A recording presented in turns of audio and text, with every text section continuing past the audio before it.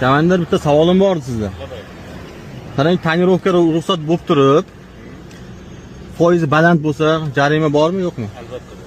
Qanaqa jarima? Chunki ruxsatnomani o'zida yozilgan. Xo'p. Ruxsatnomani o'zida yorug'lik 70, yorug'lik 30% bo'linsin degan ruxsatnoma. Olayotgan ruxsatnomada o'shanda aytilgan.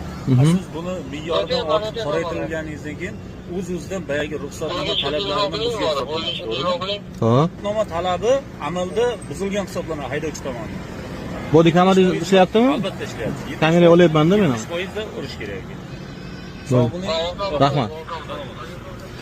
Xullas, tonirovkani jarimasi bor ekan. Xullas, bitta ikkita videoda ko'rgandim. Jarimasi yo'q, qoidabuzarlikka kirmaydi. Joyida bartaraf qilsa bo'ladi, ya'ni hozirgi xodim aytish bo'yicha. O, mumkin emas.